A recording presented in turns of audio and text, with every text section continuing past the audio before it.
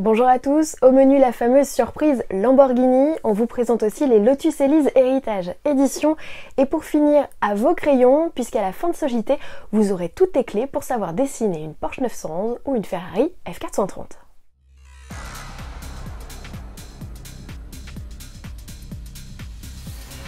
On s'attendait à une surprise de taille, chez Lamborghini elle est finalement moins extravagante que prévu puisqu'il s'agit de la version découvrable de l'Huracan Evo RWD, autrement dit roue arrière motrice. Mais ne boudons pas notre plaisir et faisons connaissance avec ce Spider, toujours équipé d'un V10 5 litres 2 atmosphérique.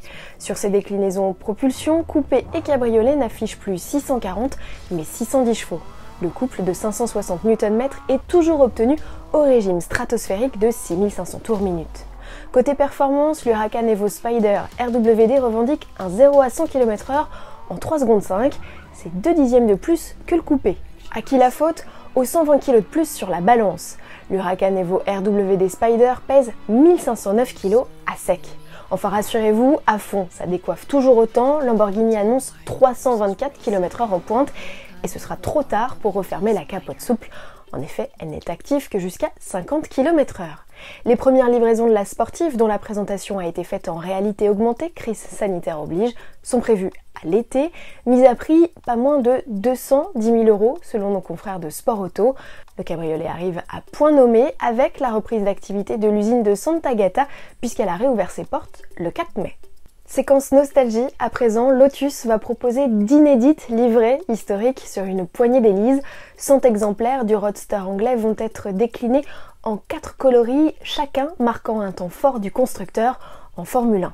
La bleue, à bande blanche, est un clin d'œil à la première victoire de Lotus en Grand Prix, c'était il y a 60 ans, à Monaco, avec au volant le regretté Sir Stirling Moss.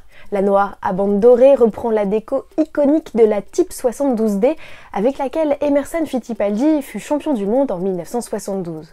Autre champion du monde, autre année, 1968, Graham Hill s'illustre alors avec la Type 49B à la livrée rouge, blanche et or.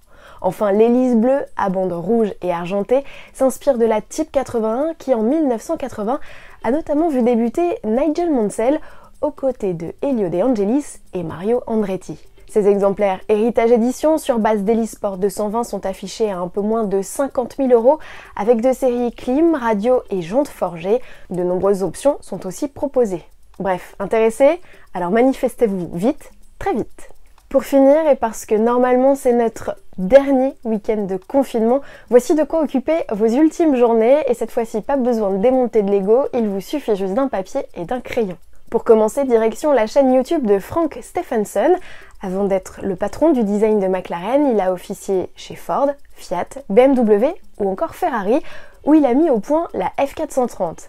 Inspiration, difficulté, particularité du modèle, au terme des 8 minutes de vidéo en anglais, vous serez incollable et formé, ou presque, à dessiner la remplaçante de la 360 Modena. Si vous êtes plutôt Porsche 911, alors on vous invite à aller sur autoplus.fr, sur la page d'accueil du site. On vous explique en 10 étapes comment dessiner la sportive avec les conseils avisés de Michael Mauer, le responsable du design de la marque. J'ai hâte de voir vos premiers croquis et à ce titre, je vous propose de nous les faire suivre sur notre page Facebook ou le compte Twitter @autoplusmag. Dans l'article associé, vous ne pourrez pas le rater, il sera épinglé. Bon week-end à tous et à lundi avec une surprise cette fois de chez Skoda.